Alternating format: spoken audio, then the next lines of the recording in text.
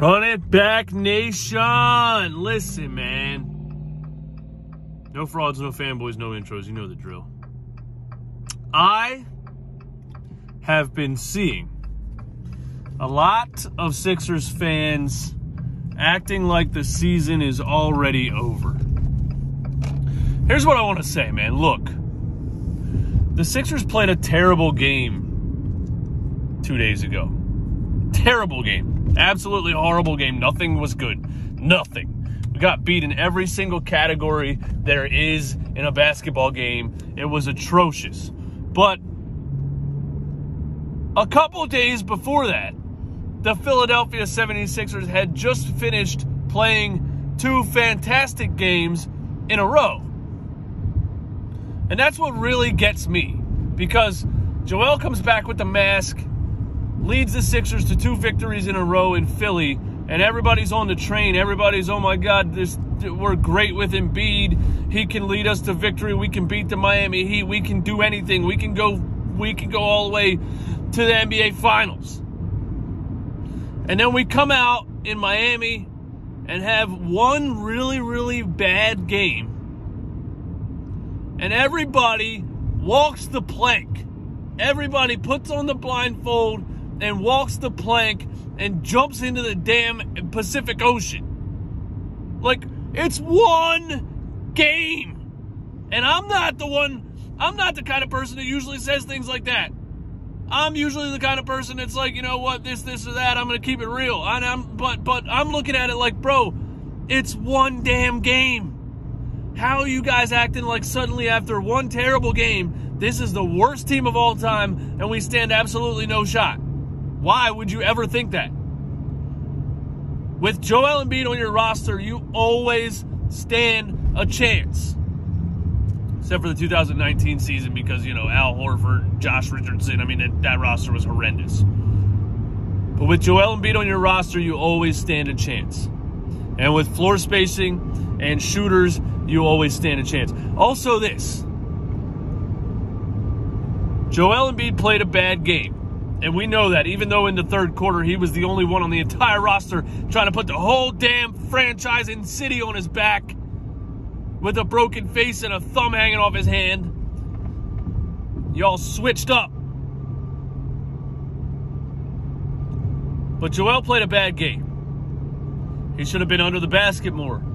He should have been more physically aggressive and dominant. He should have got to the free throw line more. James Harden should have got to the free throw line more.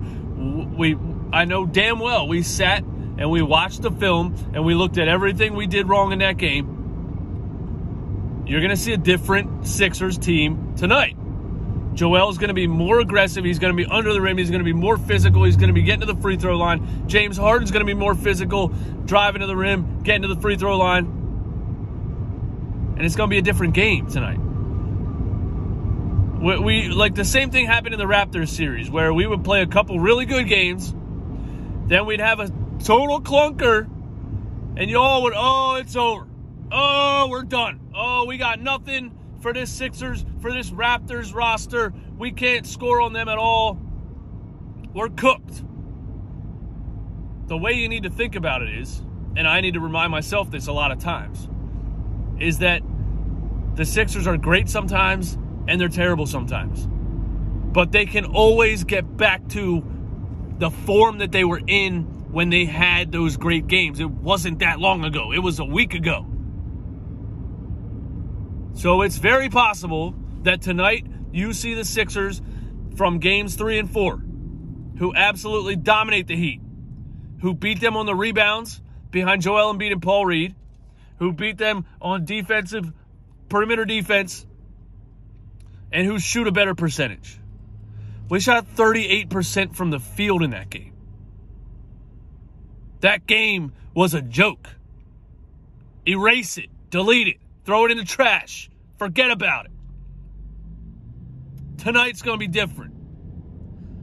And we're going to win tonight in South Philly. We're going to force a Game 7. And then the pressure will be on for Game 7 in Miami on Sunday. One more thing I want to say. I am incredibly disappointed in Philadelphia 76ers fans for the way that you guys switched up on Joel Embiid after one terrible performance, playing with a broken cheekbone and a torn ligament in his thumb. He came back. He didn't have to come back. He could have called it a season.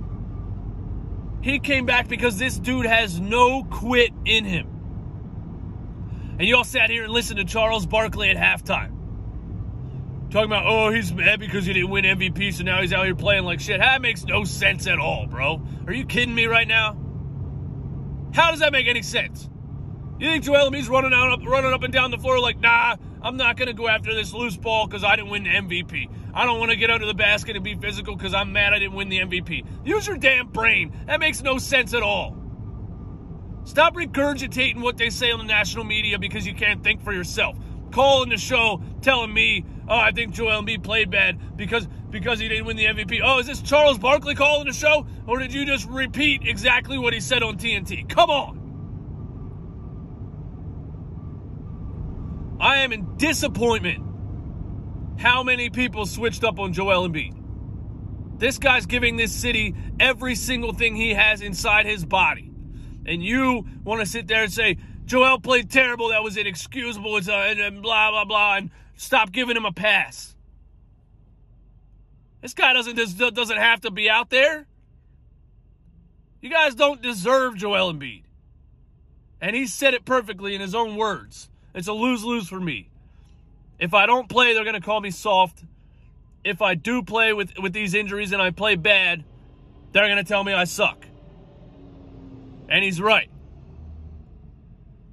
Joel has done everything for you all season. Through the Ben Simmons drama, he didn't say a word. He just bucked up and led the damn league in scoring. Gets a new teammate in James Harden, has to learn a whole new strategy on offense. Still has you in the playoffs. There's only 8 teams left. We are one of those 8 teams because of Joel Embiid. And now he comes back with all these injuries because he refuses to quit, has a bad game, and you all want to point fingers at him. Give me a damn break. You need to point fingers at the supporting cast, at the coaching staff, and at James Harden for playing like a 57-year-old grandpa in a park every single time he's down in Miami. Because he's probably out with Lil Baby and Lil Uzi Vert until 5 in the morning. While Joel Embiid's in bed at 9 o'clock taking care of his body. So everybody that's switched up on Joel Embiid better be prepared to keep that same energy. Because when he drops 30 and 15 tonight and the Sixers win, I'm coming for you, damn it. Run it back, nation. No frauds, no fanboys, no intros. I'm lit at 8:20 in the morning. You pissed me off yesterday. Peace.